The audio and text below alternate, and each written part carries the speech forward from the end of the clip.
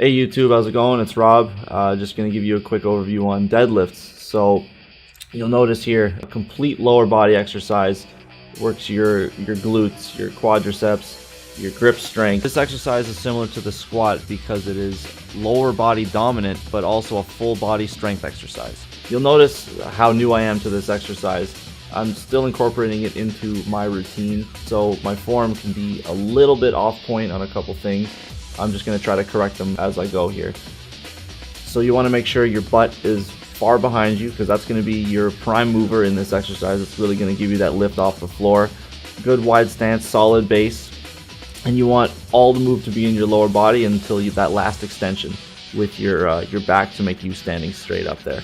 Again, as I go heavier, that the form does suffer slightly, and this is basically just it's an introduction test for me. I wanted to see what I could lift, even if it's slightly off.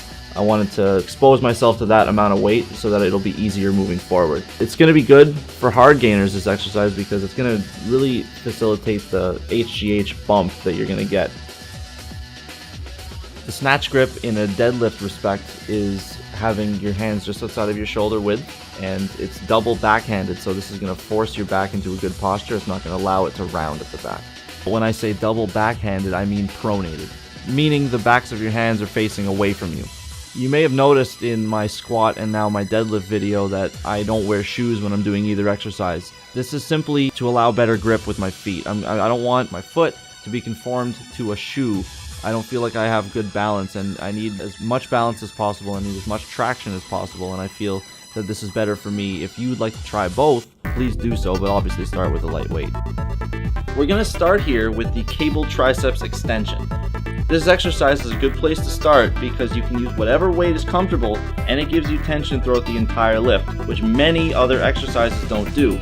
I've chosen a variation of this exercise to accentuate the work my triceps are doing. The traditional lift is more isolated to the lateral of the 3 tricep heads, while the forearm flare version I'm showing you hits all 3 heads of the triceps.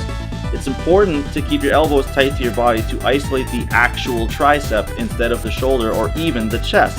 It's a good exercise for hard gainers because it will stimulate the entire muscle group, and you can start at a light weight so you can progress easily. The next tricep exercise here is the one-arm tricep extension with a dumbbell. This one also isolates the tricep really well, but this one places a larger strain on the muscle due to gravity and shoulder stability. Using a light weight is imperative here because you want as much movement as possible contained to the elbow and not the shoulder. This is another good avenue for hard gainers because it adds the weight-bearing aspect, and it will build shoulder stability better than the cable ever will. I'm going to create a video explaining the subtleties of the deadlift at a future time, just like with the squat. You'll notice that I used a split grip on my heavy set of deadlifts. I'll go into that further with said video.